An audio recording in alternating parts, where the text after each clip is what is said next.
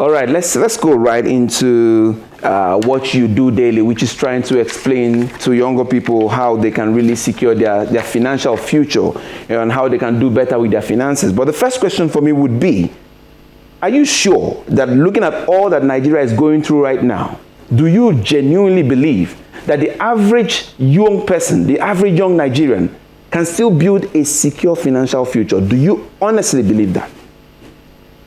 Yes, I believe so.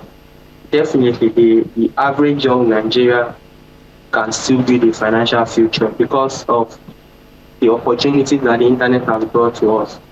So I genuinely believe that it's very, very, very possible for the average young Nigerian to build a financial future.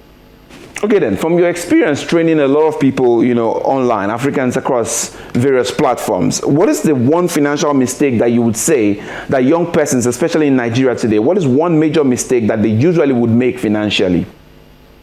Trying to get rich quick. That's one mistake a lot of persons make. And that has led a lot of persons to invest money in Ponzi schemes, right?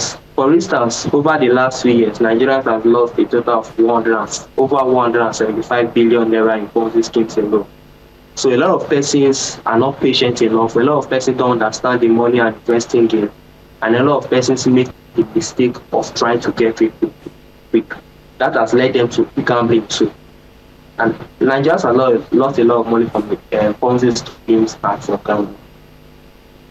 Okay, so the major mistake is just trying to get rich. So you're saying that basically the major issue is that people are trying to get rich too quick. I mean, when they are still way too young to think about wealth and riches. Is that what you're saying? No, it's not about trying to get rich as a young person. A lot of young persons are rich, people in their early 30s and even in their late 20s. But the process is not something that happens overnight, right? It takes time to grow wealth, genuine wealth. It takes time, but a lot of people are not willing to wait for years. More people want to do it in a matter of days and weeks. So it's not about trying to get rich as a young individual. It's totally fine to get rich as a young person because these days the internet has made it easy for young persons to build wealth. But even as easy as it is, it still takes some level of time and patience. All right. Now, speaking to the internet and tech, tech and investments, what are the tools, and apps that every young Nigerian should have at this time when we talk about, trying to master your financial, growth and all that, trying to make sure that you're stable financially? What are those apps and tools you believe that every young Nigerian at this point in time should have and should have mastered by now? Number one, I feel young Nigerians should be familiar with AI tools because AI tools alone can boost productivity. Secondly, there are a lot of fintech apps these days that allow you to properly manage your money when it comes to saving the money and investing the money. These days, you don't have to walk to the bank to own a bank account. You can take advantage of many fintech apps. For instance, PiggyVest, a very, very popular app used by many Nigerians to save and to invest. Another app called Bamboo is an app that allows average Nigerian youth to invest in the US stock market. Right? I think young Nigerians should get familiar with them. Familiar with these apps, PiggyVest, Bamboo, and AI tools like ChatGPT. That alone can help them grow financially. All right, I know we're going to get deeper into some of these investment opportunities, but before then, let me just quickly ask you then, you're a young investor yourself. So at what moment did you realize that you could take a chance with your finances and really build something very substantial for yourself? At what time did that really get to you? Well, when I started investing, I lost money in Ponzi schemes and I learned my lesson. The pain of seeing your hard-earned money put to waste. I struggled to make money and then it just go like that. That pain alone made me start asking questions.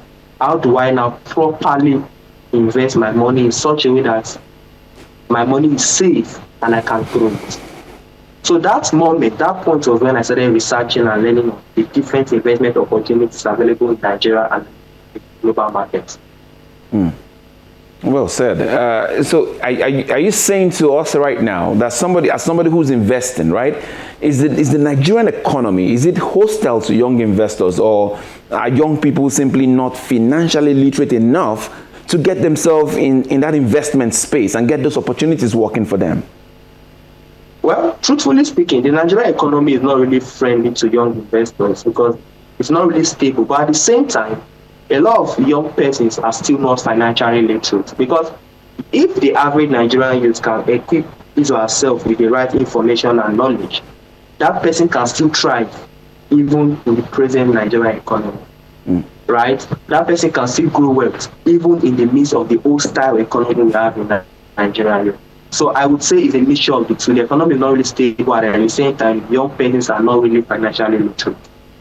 So if a 22-year-old who's watching us right now has just 10,000 naira alone in their bank account, what would you advise them to invest in? What kind of investment do you think they can go into right now, looking at the realities on ground?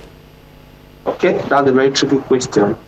If a 22-year-old has only 10,000 naira on ground, what should he or she invest in? The answer is simple. At that point, the person should invest in is or herself. With just 10,000 naira. At the end of the day, there's no need putting that money in financial instruments.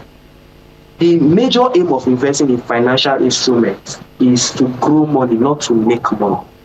So you have to make the money from somewhere, either from your job, from your skill, or from your business, then multiply it in the financial market. So for a 22-year-old without any skill, without any job or source of income, that person should use the money to learn something. Probably a digital skill. We have a lot of digital skills today, like graphic design, web design, copywriting, video editing, that a 22-year-old can learn to be able to generate income for his or herself before the person think of investing in the financial market. So a 22-year-old with only 10,000 rand should invest in knowledge first. That's the first thing. Investing in knowledge, getting a skill, getting equipped. So what do you think is the average? What do you think is the average, capital that's needed for a young person to say, "Hey, let's think investment"? Like, how much do I need to have before I can think investment? In your own assessment. It's not about how much you need to have. It's about how stable. I think when it comes to investing, you should look at getting a consistent amount of income first, not how much. So somebody with 50,000 every month that is consistent is more equipped for investing than somebody that makes 1 million naira once in 6 months or 1 million naira once in 12 months.